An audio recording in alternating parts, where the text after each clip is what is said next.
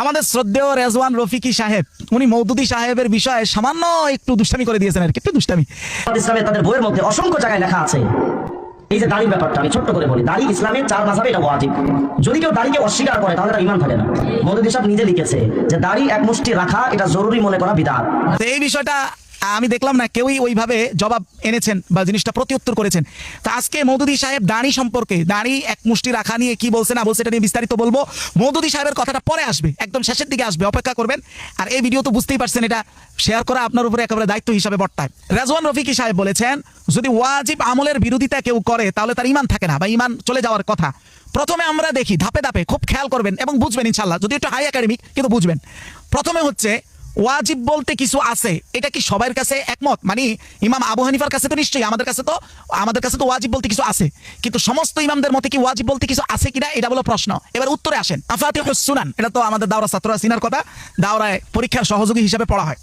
11 নম্বর পৃষ্ঠা, এখানে স্পষ্ট বলা হয়েছে যে আল আসলুর রাবি', আচ্ছা 4th মূলনীতি, ইনদাল আহনাফ বাইনাল ফরদি ওয়াস সুন্নতি মারতাবাতুন।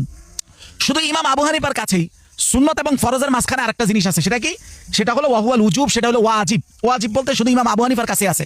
ওয়াইন্দাল আইম্মাতিস সালাসা, অন্য 3 ইমাম, ইমাম শাফি, মালিক, আহমদ ইবনে হাম্বল, লাইসাত বিমারতাবাতিন বাইনাহুমা, ওনাদের কাছে ফরজ সুন্নতের মাঝামাঝি কোনো মর্তাবা নাই। মানে হলো হয় ফরজ হবে নয় সুন্নত হবে, ওয়াজিব বলতে ওনাদের কাছে কিছু নাই। যেমন ইমাম মালিক বলেছেন এরকম যে ফাইন্দাল মালিকি ইয়া মারতাবাতুল উজুব হিয়া মারতাবাতুস সুন্নাহ।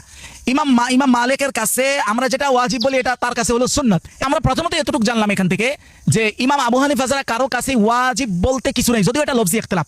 এখন হানাফিরা যেটা ওয়াজিব বলে এটা তাদের কাছে সাবেত হয় কি ভাবে, এটা একটু বুঝতে হবে। মানে ওয়াজিবটা প্রমাণিত হয় কি মাধ্যমে, এটা একটু বুঝি। মাওসুআতুল মাফাহিম আল ইসলামিয়্যা আল আম্মা এর 1 নম্বর খণ্ড 496 নং পৃষ্ঠায় এখানে স্পষ্ট বলা হয়েছে আম্মাল হানাফিয়া, হানাফিরা ফরজ সাব্যস্ত করে, বা শুধু হানাফি না এখানে সবাই ফরজ সাব্যস্ত করা হয় মা উরিফা উজুবুহু বিদালিলিন কাতঈয়িন, মানে হলো ফরজ হবে শুধুমাত্র অকাট্য দলিলের মাধ্যমে। খেয়াল রাখবেন, অকাট্য দলিল আর একটা হলো সম্ভাব্য দলিল। তাহলে ফরজ সাব্যস্ত সবার কাছে হয় কি দলিল দ্বারা?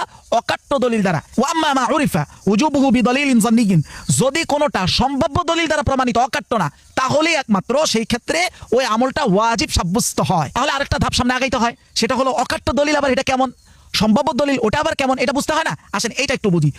ইলমু উসুলিল ফিকহ, এটার লেখক হলো আব্দুল ওয়াহাব খাল্লাফ, 1 নম্বর খণ্ড এর 42 নং পৃষ্ঠা উনি সুন্দরভাবে বুঝাইছেন যে আম্মা মিন জিহাতিল উরুদ ফাসুন্নাতুল মুতাওয়াতিরা কাতঈয়াতান আল উরুদ আনির রাসূল। দেখেন 1 নম্বর এখানে বলা হয়েছে, দ্বিতীয়টা মানে 1 নম্বর হলো অকাট্য দলিলে আসেন। অকাট্য দলিল 2 ভাবে হয়।